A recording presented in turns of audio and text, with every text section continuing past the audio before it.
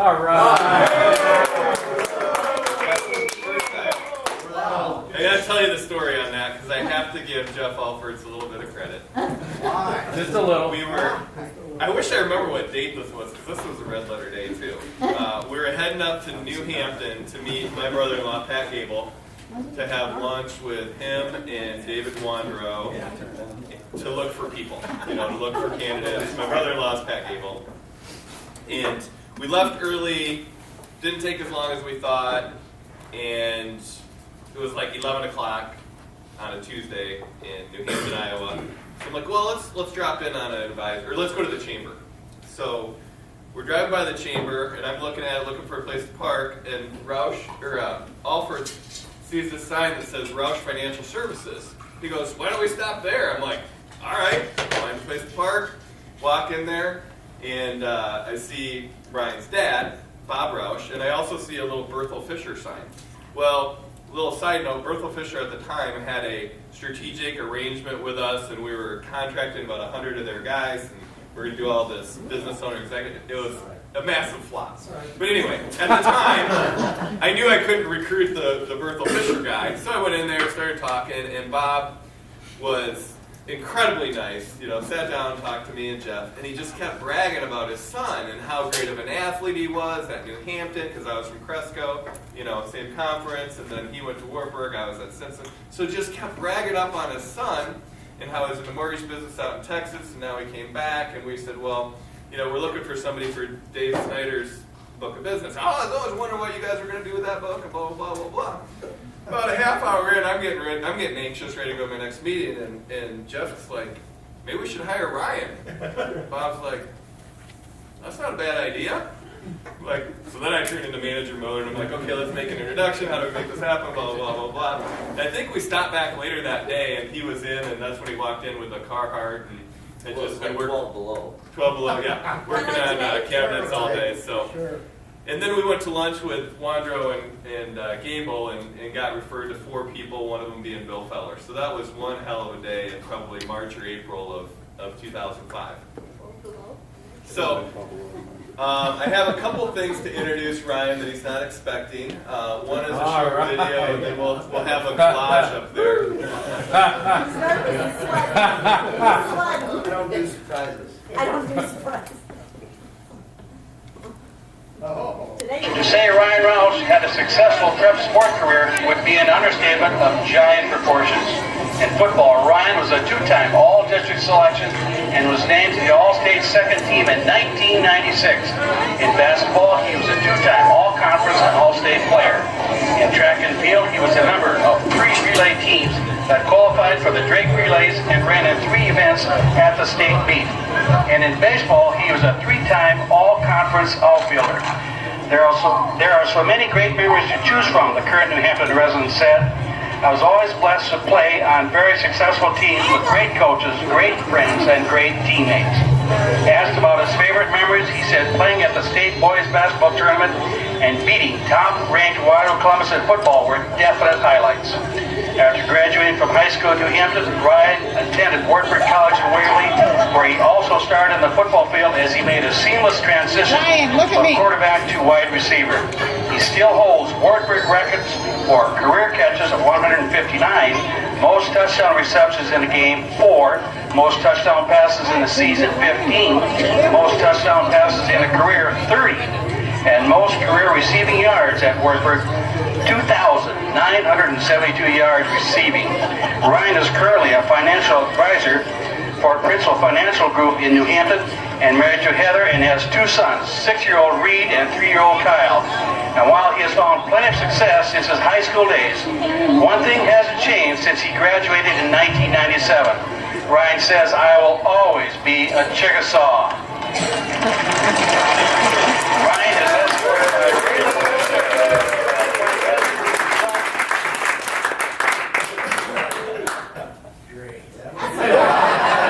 That's cool. All right, Ryan. Thank you, Brian. Thanks for that introduction. I appreciate it. Brian and I always have kind of joked that we came to principal together, and at the beginning when you're talking about 10 years ago, where did you see yourself now? Here's where it was 10 years ago. It's kind of hard to believe how fast time goes. The two little boys in that video are now 8 and 5. So time is moving real quick. Moved real quick from this time last year to now as well. Brian asked me to talk a little bit about what was impactful and difference making in a year of great change for me. There was a lot of things, and I'll be honest with you, I say this, you can probably tell some of the emotion in my voice, but there was a lot of things, okay?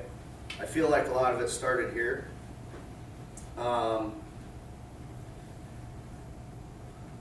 It's easy to be nervous when you talk to a group, especially when it's some things that mean a lot to you, when it's emotional.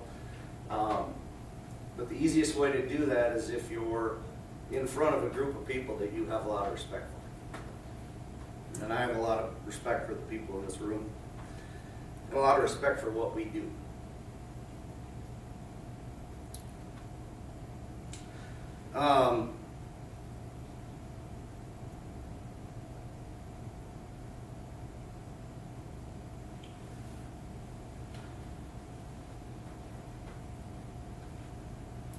Started last year.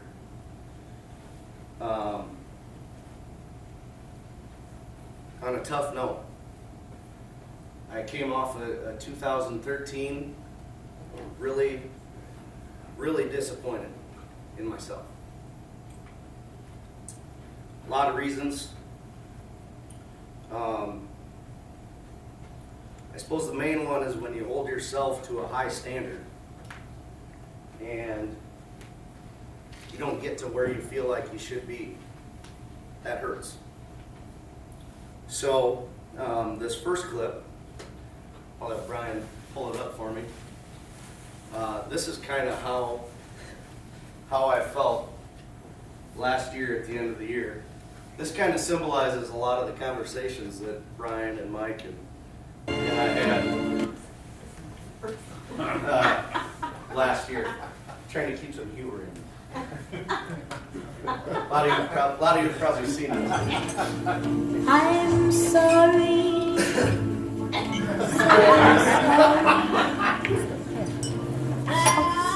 Richard, do I have a mark on my face? It really hurts. Nope, nothing. I thought I hit you on the shoulder. My shoulder doesn't hurt very much, but my face does. Right here. Not here or here so much. Right here. Nope. Ship shape. Waitress, can I get that shrimp cocktail I saw in the glass case? Yep. And you, what can I get? Jesus, what happened to your face? I knew it. See, Richard. I'll have chicken wings. Kitchen's closed until dinner. Just got cold stuff and desserts. Boy, some chicken wings would really hit the spot. You sure it's closed? Let me check. Yep, it's closed. I'll just have a sugar packet or two. Hey, what's your name? Helen. That's nice. You look like a Helen.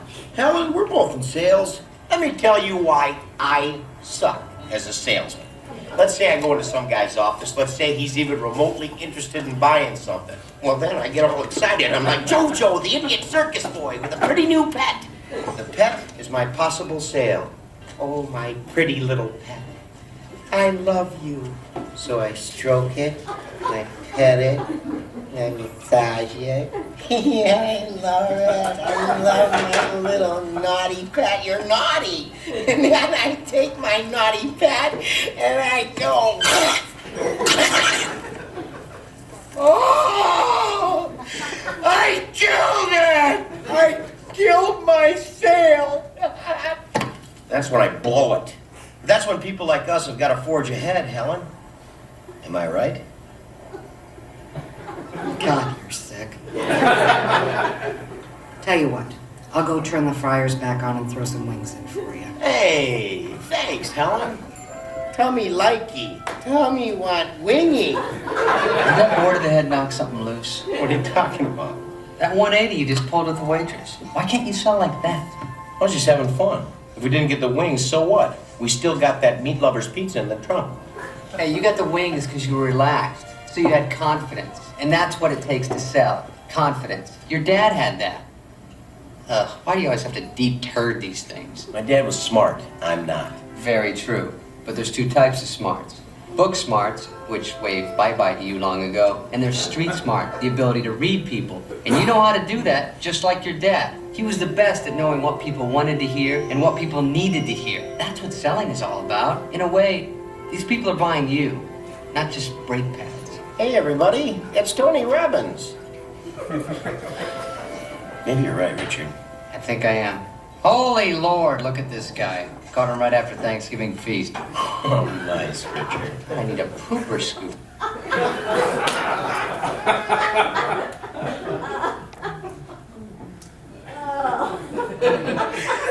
Hurry, hurry. So it wasn't that bad. You know, I figured when I was looking back on a disappointing 2013, I thought, you know, I've been around for almost 10 years. I must not suck at this too bad. You know, and I think we all go through periods where, you know, things will be great, and there's times where you hear people say about going to the gym. You know, it worked so good I quit doing it. You know, there's always times in our business where, for whatever reason, if we knew the reason, we probably wouldn't stop doing those things. But you know, where we can lose focus, things can get in the way, and we don't either put forth the effort that we need to put forth, or just a few breaks don't go your way. You know, it's like in athletics. You know, you can be in a football game and for whatever reason the ball bounces your way. You know, things happen that you wouldn't see happening, that when you have momentum, happen. On the other side of things, and Brian played for Cresco, so he understands this. There wasn't many balls that bounced their way, probably. Okay? So, you know, it's frustrating. I've been there too, where you're like, how did that happen? How does that happen? So, you know, really it was just trying to change momentum and get things right. Talk about maybe reasons that 2013 didn't go well after 2012 being my best year that I had ever had in the business. There was some distractions. You know, one of them was I guess I'd call it a worthwhile distraction. My wife and I, we bought our dream home out in the woods, and that's something that came up, and we felt like it was just too good of a situation to pass up.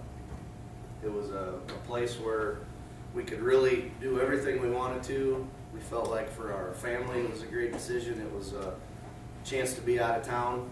My wife and I just despised living in town. We loved our house, loved our neighbors, hate living in town. And our boys are beyond active is not the word. They like to do a lot of things, so we felt like it was a situation that we needed to take care of. You know, so it was a deal where there was a lot of things that went into selling our house, getting the new house, some hiccups here and there, and in all honesty, and I have nobody to blame but myself. That's the best part about this business. You know, when we screw up, it's our fault.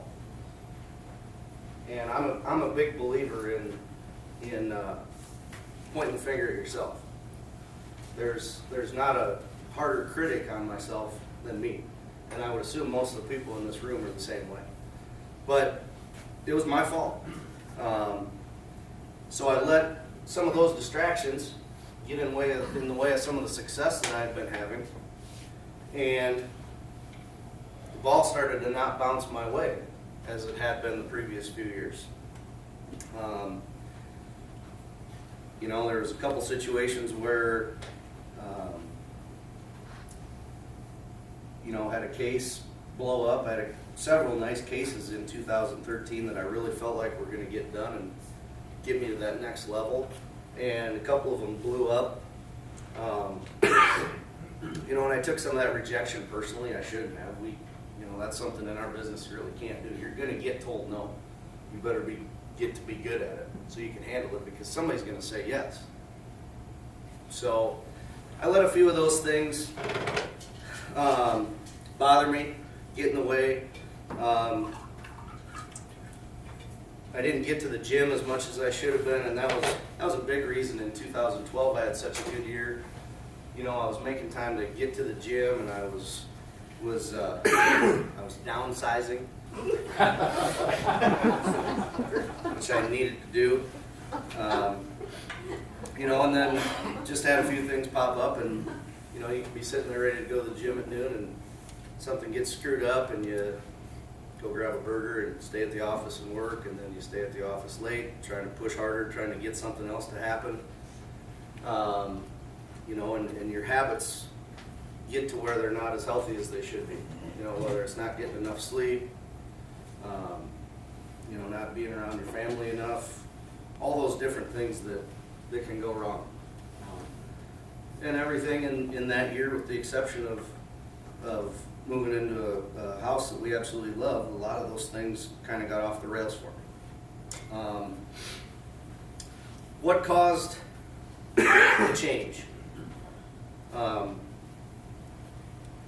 There's a lot of things that caused me to right the ship. You know, people that are motivated, and people that believe in what they do, which those are the two words that are the two ways that I would describe the people in this room. We're motivated and we believe in what we do. Because if you're not motivated and you don't believe in what we do, this is not the business to be in. It's just not. You know, there's other places where you could get beat up and enjoy it more than being in this business. You know, because it's not easy. You hear people say if it was easy, everybody'd do it. That's very true about this business. It's not easy. So, but when that happens, sometimes frustration can also be your friend. You know, I let that frustration drive me. I'm not going to feel that again. I'm not going back there to that disappointment.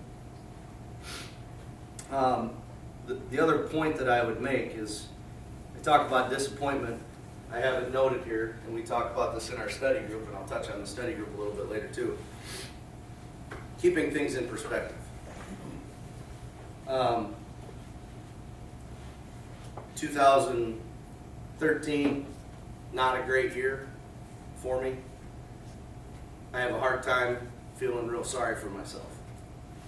We're in this business, and you can have a year that's maybe below your standards, you know, and you can look around in your communities or people that you know, and there's people that would probably line up to be able to have that kind of bad year and make that kind of income in a bad year. So I wasn't going to feel sorry for myself. I was going to try to keep things in perspective, but I still wanted to make real sure that I wasn't satisfied and wasn't pleased with what happened.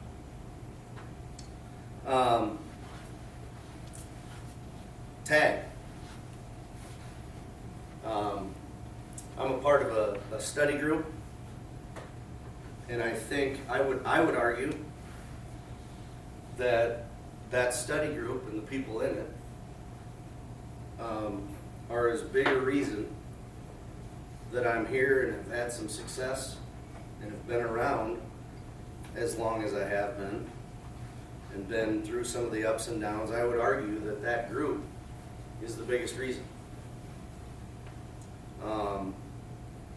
Especially a lot of you newer folks, find some people that are like-minded individuals that want to be successful, that have tremendously high character, and get them together in a group, and get together once a month to start, and then get together 4 or 5 or 6 times a year, and plan a retreat, and involve Mike and Brian and ask them, hey, how do we get this started? What's a template? And then run with it. That has become, really, to me, has become a family. The people in that group are ridiculously high character people. If you're in my tag group, stand up. Mike's in my group, Ryan, Jenny, Bill, Steve-O. Okay?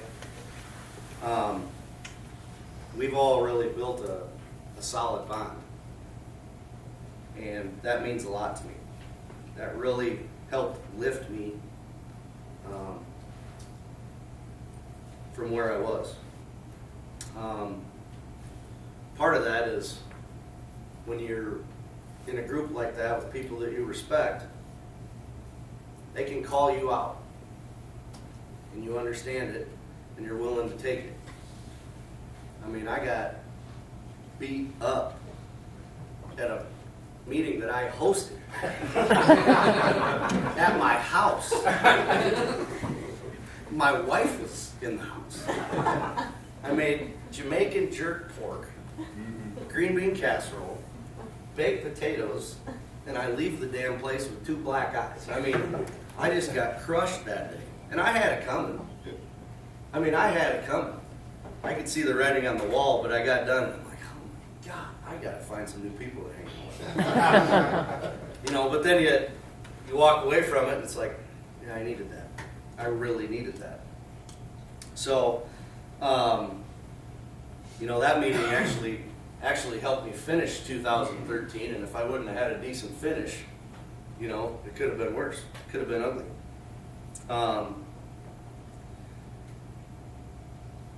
Mike and Brian, you know, moving beyond the tag, just the relationships I have with Mike and Brian mean a lot and they're important. Their leadership, you know, just as simple as sometimes just getting a text of I'm a big quote guy, you know, and Brian and I or Mike will see quotes and we'll text them at each other. And just, you know, some days if you're sitting in the office and you're working on some paperwork and you get out the door to a meeting and it's, you know, you haven't had time to eat yet and you got to pick the kids up and, you know, every now and then you need a little jolt or a little shot. And those were, that's just an example of being on a team. You know, you're pulling for each other.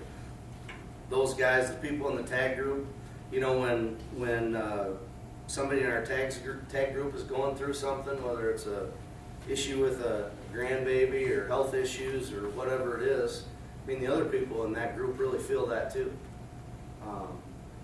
You know, and those are things that make you be a little bit more willing, you know, to pull that sled, to get to the next level. These people are counting on me because they take the time, you know, to call me out when I need it. They listen to me when I have questions, and they put up with me when I'm asking them how come they're not doing this or this. Usually it's me on that end, but if I have to, I will. Frank, thank you. Still got a lot of these quotes from last year. They say that a good speaker, you can be in a room with 500 people, and a good speaker feels like it's just you and that presenter in that room. And that's how I felt last year. Felt like Frank was talking to me. He talked about a lot of great things, and I'll touch on some more of those. But that meant a lot, and I appreciate that.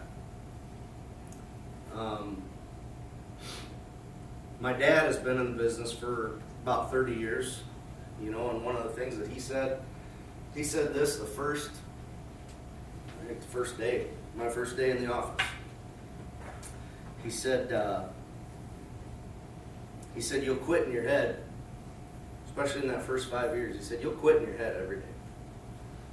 You'll quit every week. You'll want to quit every month. But never, ever quit. And he said, you'll definitely not quit after you've paid your first death claim. book of business after Dave Snyder retired. There's a lot of people that probably come into business as a young agent and could go a long time before they pay a death claim.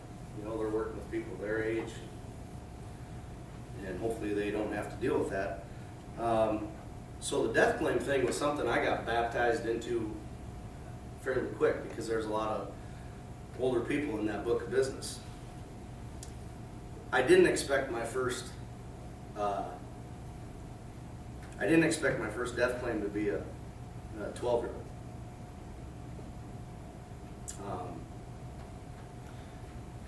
Kid that I didn't know real well, but I knew him. Knew his mom and dad. They were at the Mississippi River. They were tubing, and he was done, decided to get in the boat. Got in the back of the boat, just took his life jacket off, threw it in the boat. He was standing on the back of the boat.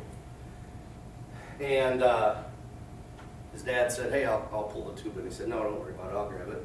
He turned around and the tube was almost in the boat, and the tube whipped up, knocked, the wind hit it, whipped up, knocked him in the water. He hit his head on the motor, straight down, gone. So I called his mom shortly after, and I remember she came into the office, and it was tough. Went through some Kleenex that day. And I remember her, she asked me, she said, "Is it okay to cry?" I said, "Yeah, I'll be crying with you." So after that day, I knew that the only way I wasn't going to be here is if principal didn't want me here. I'll be here unless somebody tells me otherwise. So that was big. Going back to the group, the tag group, getting called out. That's not I'm not using that term derogatorily. It's well received in our group. We're tough on each other, but we're supportive. But I called myself out. That was the biggest call out, was myself. This next clip, I was trying to find a movie clip that was a call out situation. Since Frank and I love the movie Tombstone, I couldn't really find good ones, so I'm just going to show a clip from Tombstone. But there is a call out situation here. This simulates the conversation I had with myself, basically. So Frank, this one's for you, buddy. A little less, money a little more. $5 on that 6 page. Right there.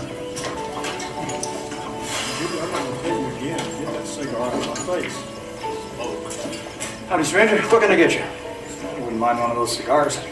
I'm about ready to go home. I wish y'all stop yakking. Thank you. Kind of nice in here. There you go. You run it? Bill Joyce, owner operator. Wire. Yes, sure. I said lay off the plane, you jackass. I swear I'm gonna slap somebody now. Excuse me for asking, but kind of dead in here, isn't it? You don't listen too good, do you? See that bird at the faro table? You back that queen again, you son of a bitch. I'll blow you right up that wildcat's ass. Do you hear me, huh? He was barging in here one day, slapping all the customers, waving his gun around. He takes out all the high-class play. The only trade comes in and out is just the bummers and the drovers. Just the dregs. Why don't you get rid of him, get yourself a straight dealer? Sure, stranger. That's easy for you to say. Shit. And goddamn it, Junior, how many times am I going to have to tell you to keep that damn cigar out of my face? Huh? Christ almighty, it's like I'm sitting here playing cards with my brother's kids or something. You nerve-wracking sons of bitches. Something on your mind? Just want to let you know you're sitting in my chair. Is that a fact? Yeah, that's a fact. Well, for a man that don't go heeled, you run your mouth kind of reckless, don't you? No need to go heel to get the bulge on a tub like you. Is that a fact? That's a fact. Well, I'm real scared. Damn right you're scared. I can see that in your eyes. All right, then, go ahead. Go ahead, skin it. Skin that smoke wagon and see what happens. Listen, mister, I'm getting awful tired of your smoke. I'm getting tired of your gas. Now jerk that pistol and go to work. I said throw down, boy.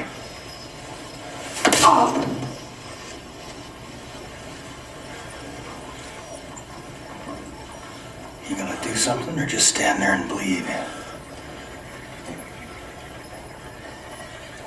No?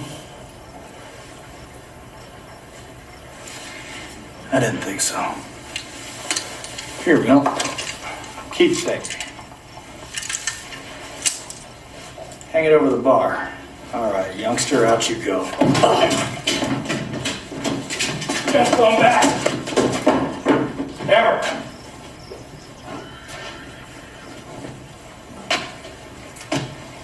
Oh, what do you say, Milt? 25% of the house take sound about right?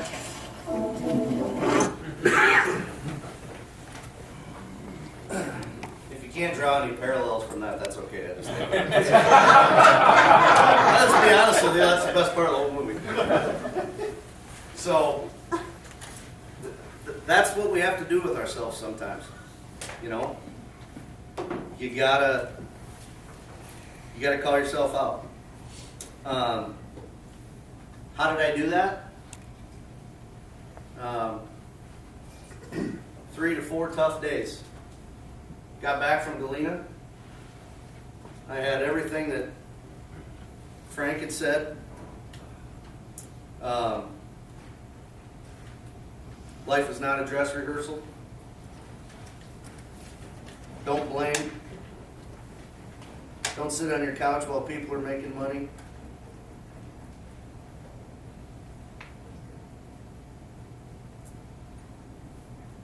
Believe in yourself even if nobody else does.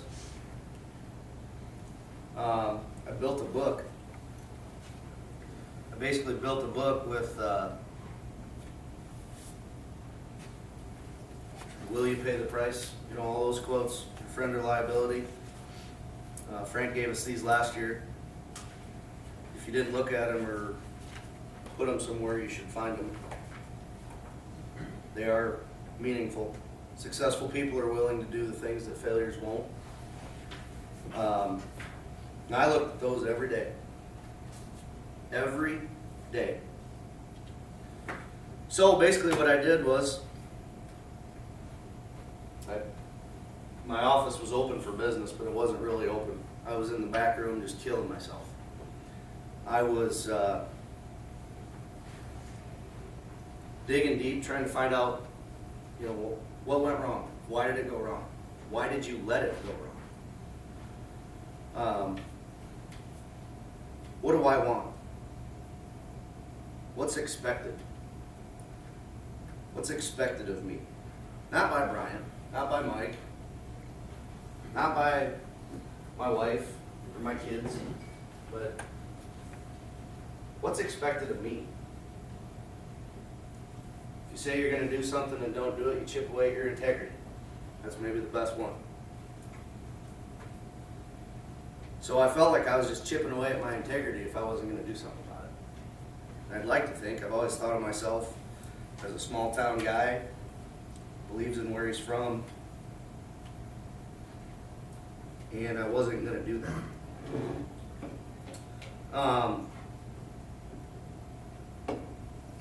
So I spent 3-4 days. If I got sick in my office, I'd go lock myself in the back room at the library for 3 or 4 hours and write stuff down, put this book together, kind of start putting together some goals. You know, Frank talked about the actual words for goal setting were gut-wrenching goal setting. And I thought about that. I'm like, what's he getting at there? And really what it is your goals should be tough. Your goals should be difficult. I think part of the reason for that, part of the reason I set my goals high this year was I knew in the back of my head if I set a really tough goal and couldn't get there, I was still going to have pushed the envelope further than it had been pushed before. I was going to take it further than I had ever gone. And that's what happened. I didn't reach my goal. My goal was to be in the club. And it hurts a little bit that I'm not. I said this yesterday. I'm having a real hard time feeling sorry for myself. Okay? Because life's still pretty good. And now I know I have my template. I know what I need to do to get there. You know? Ball bounced my way most of the time this year. And that was from momentum, that was from attitude, that was from believing in what you're doing. You know, you believe in what you're doing, you're talking to people, you have a case pop up that you didn't even see. Geez, that's 5,000 ICCs or 7,000 ICCs. Whatever it is. Make the ball bounce your way. Okay?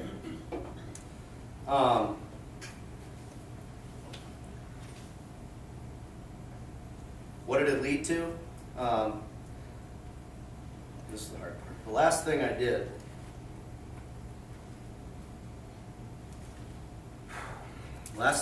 when I locked myself away for a few days, my wife hated me for that 4 days, by the way, because I was a miserable prick. And I wrote a letter. I wrote a letter to myself, and I wasn't going to open it up till I got into 2014. Or excuse me, the end of 2014.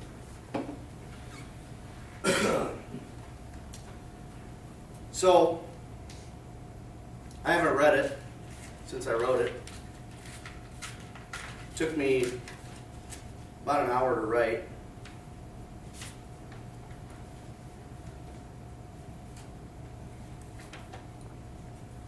So I'm going to do my best here. Bear with me. Get my backup on this too if I can't finish this. Dear Ryan, if you left today for one reason or another, did you do enough? Do all the people who should know how much you love them really know? Do all your friends really know how much their friendship means to you? Do your professional relationships know how much you value their support, opinions, criticism, and guidance? If you left today, does your wife truly know and understand how much you love her, support her, how proud of her you are? Would she truly think you gave your relationship with her everything it deserved to be as wonderful as it could be? Were you able to overcome arguments or difference of opinion to see how lucky you were to ever find her and have her in your life?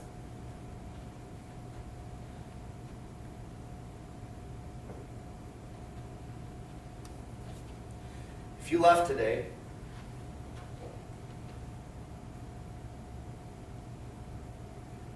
how would your boys reflect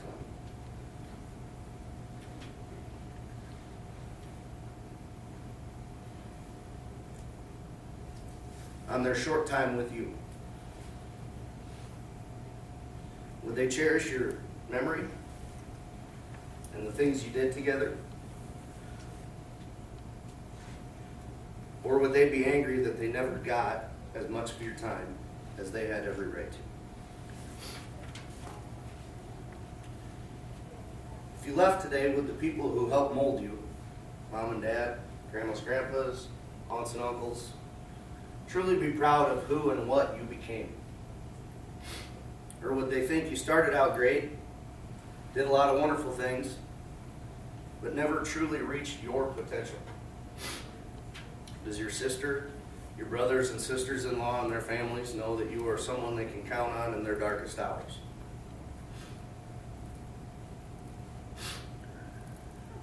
If you left today, did you take care of your clients' needs and concerns to the best of your ability? Did you do everything necessary to maximize income potential and create an exciting life and a comfortable retirement? Did you qualify for trips and events that would have changed your outlook and brought respect from your peers? If you left today, were you as good as you could be? I think we both know the answer. Write me back beginning of 2015 and fill me in on your progress.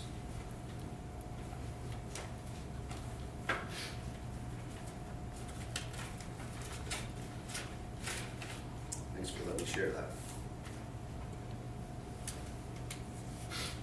that. So as you can see, there was some moments, some difficult moments, and I think those difficult moments can propel us to greatness, can get us to that next level. Frank said people who write down their goals are 42% more likely to achieve them than those who didn't. That goes back to setting your goals high. I have it written here, even failure to meet them creates success.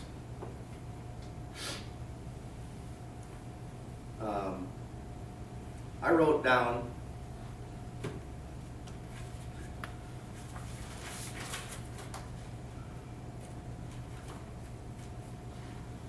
down goals for everything. I wrote down professional goals, personal goals, faith goals, fitness goals, income goals, and I took time when I did them. I didn't just write them down. I mean, I took a lot of time. And it was gut-wrenching. It really was. I mean, it was tough. I'm writing stuff down that I don't know if I can do that. I really do not know if I can do that. I look back at it now. I can do that. Hell yeah, I can do that. Did I do everything I said I was gonna, or I was gonna try to? No. No. Can't be. Nobody's perfect. Can't be perfect, but we can sure try. We can sure try. Going back to the goal setting, I mean, talking about being on a team, don't fool yourself that we're out here as individuals. We are. But this is a team deal, man. I'm serious. We are on a team. Mike comes up. After I get through the 3 or 4 days of killing myself, told Mike, I said, all right, we've talked about this strategic goal tracker. I'm ready. I said, I've taken the time to get after myself. I'm ready to go. So we took this goal tracker, and I was so motivated by it that I didn't want to break it down into quarterly goals. I said, we're putting down one set of goals, and that's it. Those are my goals for the year. Those aren't changing in March. They're not changing in June. That's the deal. So Mike comes up, about 4 hours, 5 hours, sat at a little diner, back table, drank 8 pots of coffee. They don't serve beer, so. And by the time we were done, I mean, I had that thing filled out, full.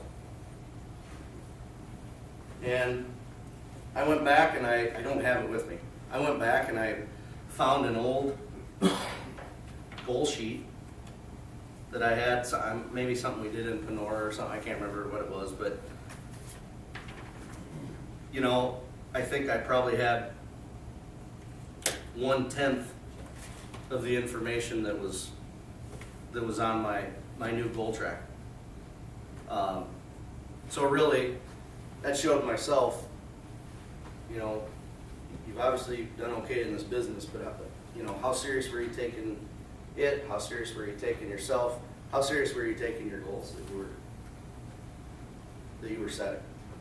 So now I look at it and I know that I'm serious about what I'm doing. Okay? Some other things.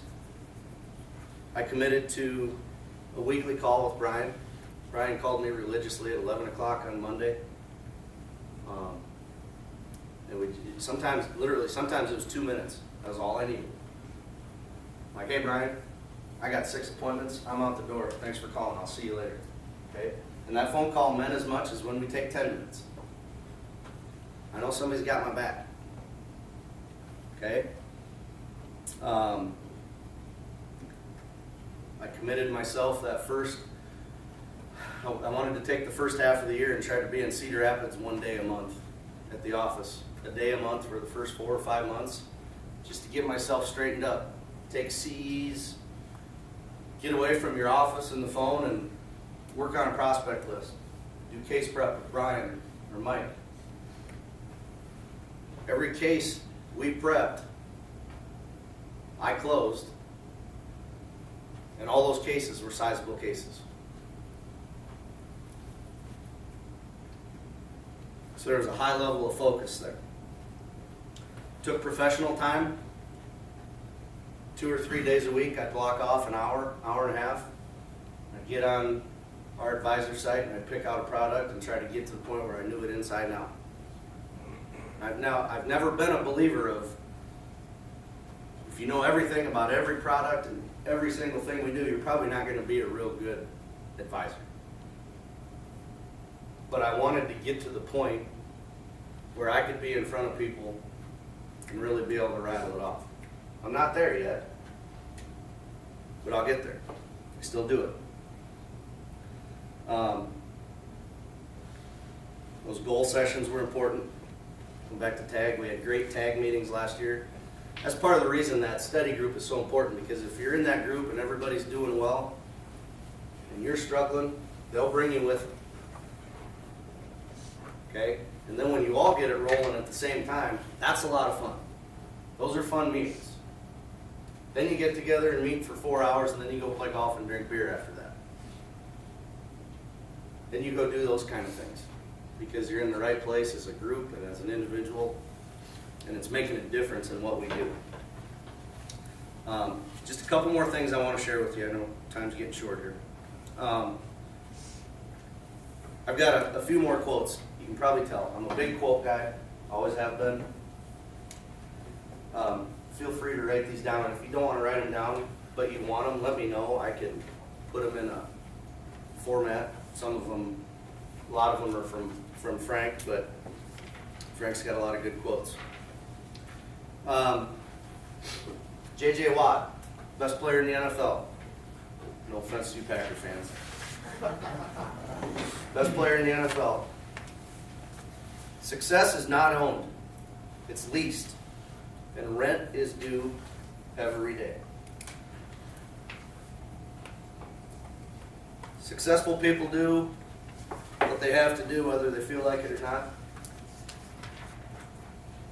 This is something that I really tried to do last year.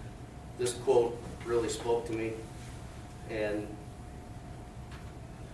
you know, from a family standpoint, my family life is as great as it's ever been. Doing these things helped me get to a point where I spend a lot of time with my kids and my wife, and we do things, and it's fun, and we're in the right place. So we try to keep it simple. When things aren't adding up in your life, start subtracting. Nothing against anybody that does, but I don't have a Facebook account or a Twitter account. You know, a lot of those things that can get distracting. We were over at a friend's house a couple weeks ago, and their kids wanted to play, and I was playing with their kids, and his wife was on Facebook. She's like, hey, I'm just going to check it real quick, and it was 35 minutes later before she was done. Kind of missed the whole fun part of what we were doing. I just think sometimes stuff like that, if you don't pay attention, can really be a black hole. And I would argue, and I would challenge people, if you're somebody that you know you look at Facebook a lot, sometimes when you get home, just put the phone down. Put the phone down and play with your kids. Or talk to your wife or whatever. I'm not judging. I'm just saying those are good things to keep an eye on. The secret of change is to focus all of your energy, not on fighting the old, but on building the new. And that's what we're doing. That's what we, as reps, we're constantly reinventing ourselves, trying to find new ways to talk to people, to get our products out there. One last quote I want to show you before I show you this last clip. This was on what was that place we ate yesterday? It wasn't on the menu. It was on the little folio that they bring to pay your bill. I thought this was kind of cool. It says, "I choose to live by choice, not by chance. To make changes and not excuses. To be motivated, not manipulated. To be useful, not used. To excel, not compete. I choose self-esteem, not self-pity. I choose to listen to my inner voice, not the random opinion of others." That's a good one. That kind of speaks to what we do as individuals and how we need to be individuals instead of what everybody else wants us to be. Last thing, real quick, talked a little bit about the team aspect of it. I'm really proud to be part of this group. I really am. I feel like we've got great people here. Just something as simple as a new producer being able to sit next to a Larry Witzel or a Bill Feller or Frank Kinsel. To be able to ask them questions and be able to get answers. That people that have had a lot of success are willing to take time with others who want that success. Phenomenal leadership group. I don't believe I'm where I am today without those people. The people that support all of us as reps, we really need to always make sure to thank those people because they do a lot. They do a lot. Jeff's meant a lot to me. I can remember laying on the floor in my office one night. This goes back to when you start, you're going to get out and see people no matter what. Jeff's wife's a nurse. He's calling his wife to figure out what's wrong with me. I'm laying on the floor of my office so we can go run a 5:30 appointment. I'm thinking I'm having an appendicitis. I'm laying on the floor, pretty sure I'm going to die. Jeff's got his fingers gouged into my ribs because that's the only way that it would stop hurting. He's on his phone with his wife. "Hey, do you think we should go to the hospital?" And I'm like, "No, we're running this freaking appointment." Because I thought we were going to sell a 403B for $25 a month. We're going to sell a $100,000 term for $13.50 a month. But hey, you know what? I'll still go sell that sucker. Okay? So that's just an example. New people, make sure to take advantage of having somebody like that that's willing to come see and get out there. Those are great experiences. That means that we're on a team. So Brian, if you hit that last clip for me. Brian sent this to me. I've seen this. Brian sent this a few weeks ago, and I'm not going to take credit for it. So Brian. And on the wall was a little plaque. Bill Parcells. And it had an inscription on it. And coincidentally, that inscription was attributed to the first black player ever inducted into this Hall of Fame. His name was Emlyn Tennell, and he was inducted in the class of 1967. And that inscription said, "Losers assemble in little groups and complain about the coaches and the players in other little groups. But winners assemble as a team."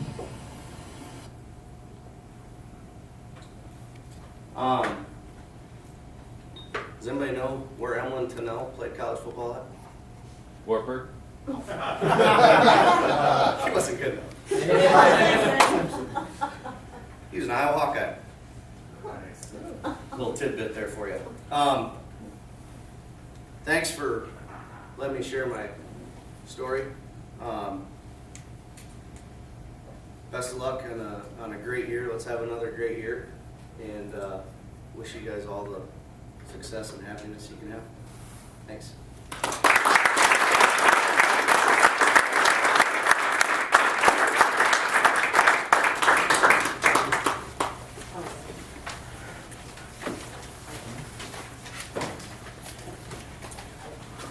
I'm glad you got through the letter, because I wouldn't be able to help. Proud of you, man.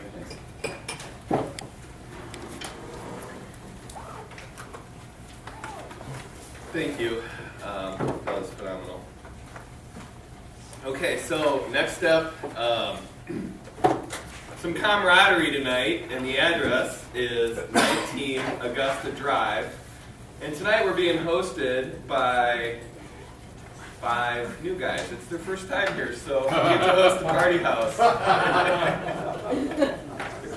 So plug it in your GPS. If you have any trouble, shoot me a text or give me a call.